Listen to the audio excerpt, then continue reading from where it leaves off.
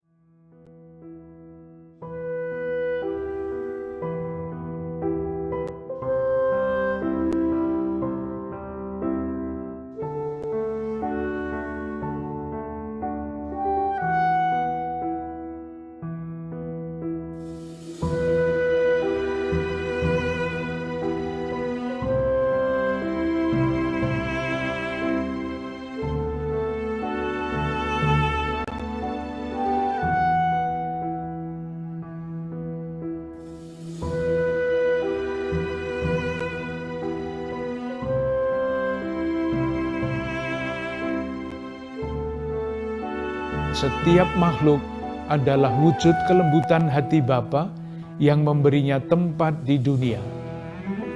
Bahkan kehidupan sekilas dari makhluk yang paling hina adalah objek cintanya. Dan dalam beberapa detik hidupnya, ia dirangkul dalam kasih sayangnya.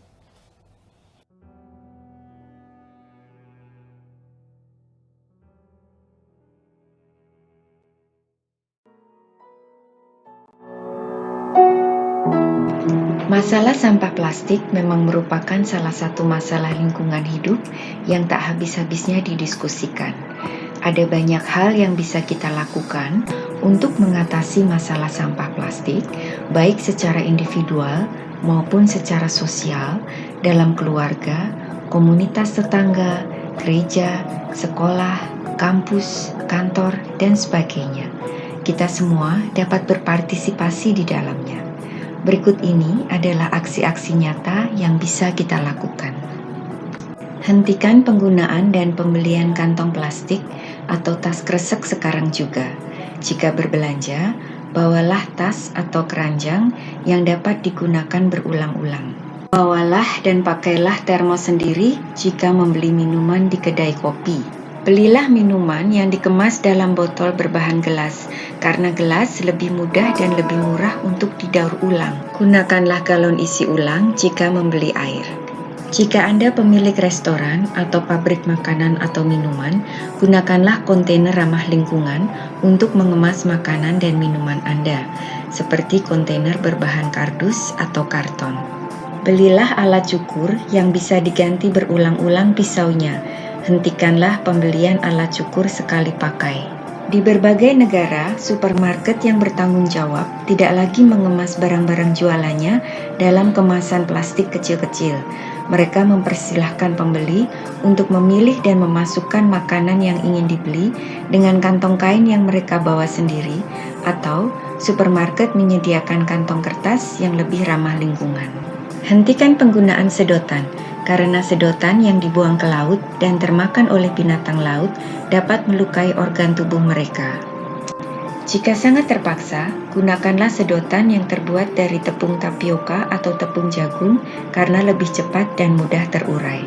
Gunakanlah diaper atau popok kain yang dapat dicuci dan digunakan berulang-ulang. Simpanlah makanan atau minuman atau bumbu dapur Anda di kontainer gelas atau stainless steel.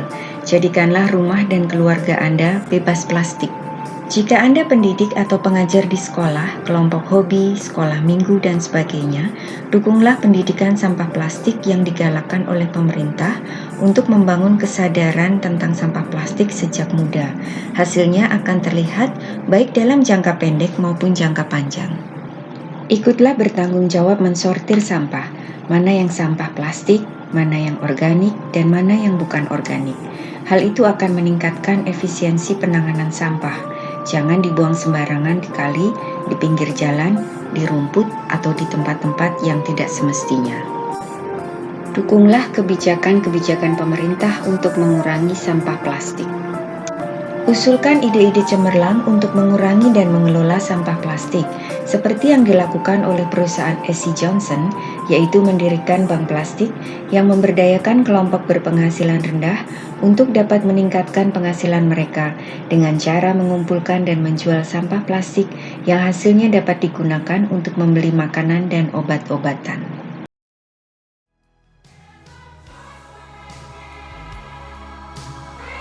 Di berbagai belahan bumi, sudah lebih dari 30 negara, baik secara regional atau nasional, melarang tas plastik dan kemasan-kemasan plastik sekali pakai.